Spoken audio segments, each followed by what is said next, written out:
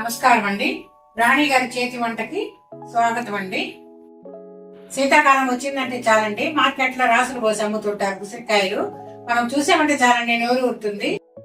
ఆరోగ్యానికి ఎంతో మేలు చేసే ఈ ఉసిరికాయలతో ఏడాది పొడవునా పాడవకుండా ఉండే పక్కా పదార్థాలతో కూరగాయ చేసి చూపిస్తానండి. ఈరోజు ఉసిరికాయలు, చింతపండు, ఉప్పు, కారం, నూనె, ఆవాలు, తెల్లగడ్డలు, పచ్చెనగపప్పు, మెంతులు, ఇంగువ.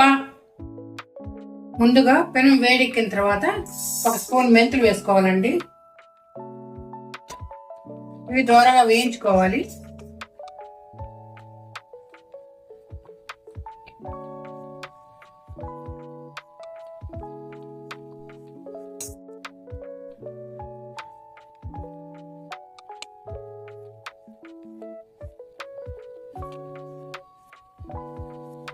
ఎర్రగా వేగినాయండి. ఇప్పుడు 1 కప్పు ఆవాలండి, ఇవి వేయించుకోవాలి.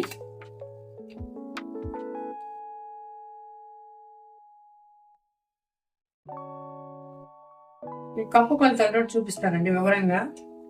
3 సంవత్సరాలైనా 4 సంవత్సరాలైనా నిలవ పచ్చడి అలాగే ఉంటుందండి, చెడిపోదు, బూజు పట్టదు. నేను ఎప్పుడు చేసే విధంగా మీకు చేసి చూపిస్తున్నాను కొలతలతోటి.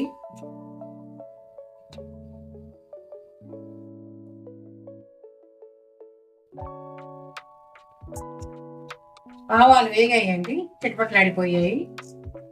అంతే, దింపేసుకోవాలి.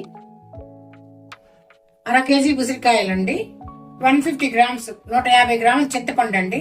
నీళ్లు వేసి ఉడికించుకోవాలి. చింతపండు అండి ఈ విధంగా ఉడికించుకోవాలి మెత్తగా. 2 గ్లాసులు నీళ్లు పోసుకొని ఇలా గుజ్జుగా ఎలా ఉడికించుకోవాలండి. బాండలు ఉంచుకొని పొయ్యి మీద వేడెక్కిన తర్వాత శనక్కాయ నూనె అండి, నూగుల నూనె కానీ శనక్కాయ నూనె కానీ కూరగాయకి వేసుకోవాలండి. 1/4 కేజీ ఆయిల్ పడుతుందండి. ఈ ఆయిల్ వేడెక్కేసరికి ఉసిరికాయలు శుభ్రంగా కడిగి ఆరబెట్టి తుడిచిపెట్టుకోవాలండి తేమ లేకుండా. ఇవి 1/2 కేజీ కాయలండి.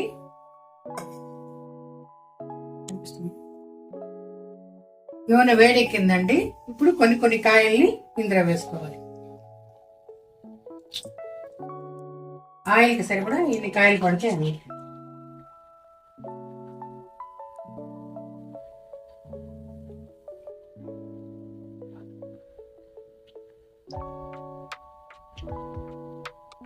ఇవి గులాబ్ జామున్ లాగా రెడ్ గా రావాలండి, ఎర్రగా రావాలి. అంతవరకు వేయించుకోవాలి నూనెలో.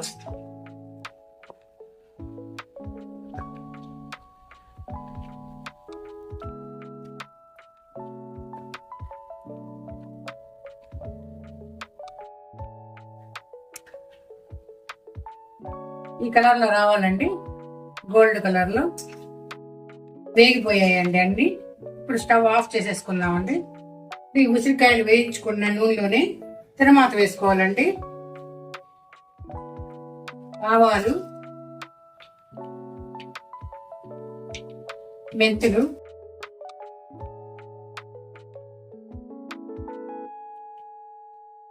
వేగాలండి. ఆవాలు బాగా చిక్కపట్లాడాలి.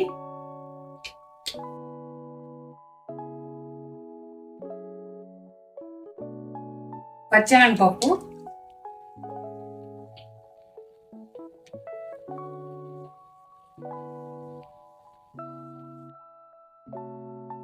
మాడిపోకుండా వేయించుకోవాలండి తిరమాత. ఇందులో తెల్లగడ్డలు పొడుకు తీసినటువంటి. స్టవ్ మంట తగ్గించుకుందాం. మాడిపోకుండా తిరమాతను వేయించుకోవాలండి. ఇప్పుడు 2 ఎండుమిరపకాయలు వేయాలి. ఇంతే అండి. ఇందులో ఇంగు వేసుకోవాలండి. కూరగాయకి అంతా ముఖ్యంగా మంచి వాసన వచ్చేది ఇంగువేనండి. ఉసిరికాయలు చల్లగా అయినాయండి. ఇప్పుడు ఈ కప్పుతో 3 ఉప్పు అండి, సాల్ట్, టాటా సాల్ట్ తీసుకున్నానండి నేను. టీ కప్ అండి ఇది. ఇందులో ముక్కాలు ఉప్పు వేసుకున్నాము. ఇప్పుడు 1 కారం,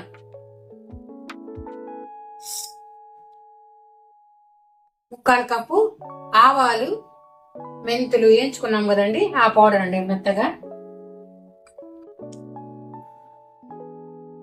చేత బాగా కలుపుకోవాలండి.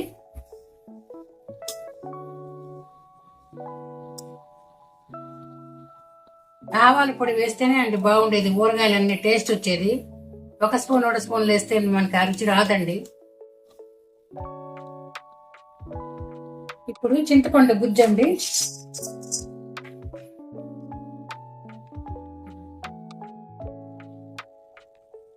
చింతపండు గుజ్జండి ఇప్పుడు వేసుకోవాలి.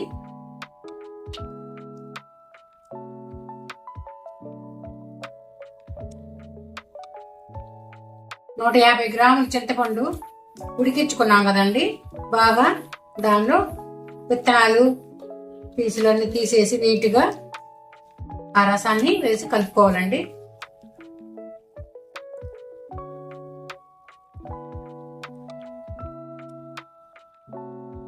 తిరమాత పెట్టుకుని ఆయిల్ అండి వేసేసుకోవాలి. చల్లబడింది నూనె పోలండి ముక్కకు పట్టేలాగా. దీన్ని 3 రోజుల వరకు కదపకూడదండి. 3 రోజులకి ఊరుతుంది బాగా ముక్క. అప్పుడు టేస్ట్ చూసుకోవాలండి.